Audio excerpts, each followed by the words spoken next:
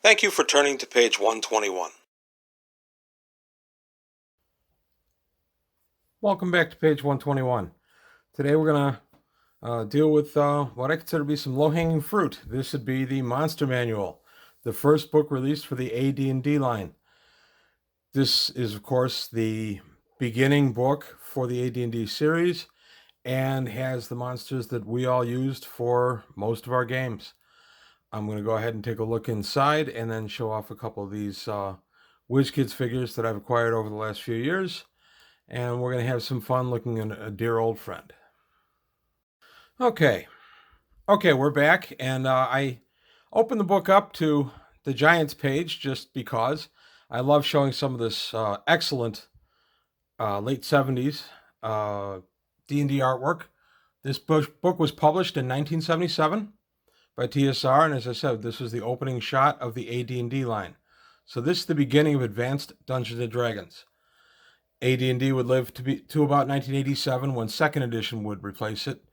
But if you've read second edition, honestly, they're completely compatible. First and second edition, I make no real distinction between the two. In my collection, they're it's all worth having. Second edition fleshed out some stuff a little more simply because they'd had 10 years of playing and learning on which to build. This book was just such a great trick for the imagination. You would go ahead and open it up, and whatever page you landed on, there'd be something exciting. You learned about one of my personal favorites, liches. Liches are wonderful monsters. High-level cleric or MU in their original iteration. Yet we only have this small passage on them, so there was a lot to build on. So even back when I started playing in 1980, this book, of course, was still new, still on the shelves, and one of the three core you had to have, along with the Dungeon Master Guide and Player's Handbook. These three books, for all purposes, were what you needed to play the game. Of course, Deities and Demigods came out in 80, Fiend Folio in 81. I've done Fiend Folio already, shown a little bit about that, and Deities and Demigods as well. So the idea behind this book was simply to give you opponents for your player characters and to paint in broad strokes. Things were all given an alignment. Now I'll go to the Leprechaun. 2 to 5 hit points, armor class 8, lots of magic, 80% MR, and alignment was neutral. Here you have the Lich, who is super evil, +1 better weapon to hit, neutral evil, super genius, whatever the heck that meant. Before Deities Demigods, we had no real marking for what a super genius was. So this is the book that gave us all the basics, all the giants, all the elves, except Drow, Genie, you name it, it was in here. Otyugs, which is a monster I'd never really been familiar with. This guy, who became one of my staples. This guy appeared in a lot of my dungeons.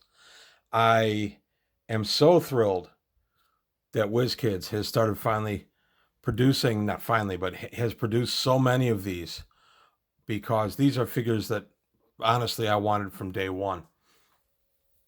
I have a Chimera from WizKids, and I consider these to be beautiful. I think the sculpts are wonderful, and I think the paint job is very good. But I don't want to turn this into a commercial for WizKids. By the way, I'm not affiliated with WizKids. This is about the love I have for the Monster Manual. When I sit down to write up a new game, the Monster Manual is sitting on the table next to me. I still use this book all the time. This is still one of my quickest go-tos. Let it fall open to a random page, read a few entries, and decide, hey, yeah, I'm going to go ahead with this one this time. You can stock an entire dungeon out of this book. Show the back art as well. Stock an entire dungeon out of this book. There are just so many choices, so much fun to be had within these pages. I know there's a lot of fond memories for pretty much everybody with this book. The monsters themselves are very diverse. You can go all the way from low-level orcs and goblins all the way up to giants, and even Titans. I'm going to go ahead and show a few of the pieces I've got out here. This is just outstanding that in this day you can have affordable, huge pieces that come straight from the old book. Now I realize these have been updated for 5th edition, and that's the primary reason they're there, but they made their first appearance right here. This book is one of my absolute favorites of all time. I love it. There's just so many superlatives for this book. It gave us the flavor of D&D that would be there when I started. It gave us the monsters that we would key off of. When I made the big transition to AD&D about 6 months after I started playing D&D, I started in OD&D and then with the Holmes box and then AD&D. So I just love this book to death. There's not a ton I need to say about it simply because I'm betting everybody here could recite it and tell me what page certain monsters are on. Like everybody else, mine falls open to certain pages because some of my favorites are in there. So that's it. This is really more just a walk down memory lane than anything else today. I hope you liked it. I hope it brought back some good memories. If you like what you saw, please comment and like and subscribe. And I'll see you next time on page 121. Well, that closes the book on another episode of page 121. Please leave your comments below, and if you enjoyed what you saw, go ahead and hit the like button and subscribe to the channel.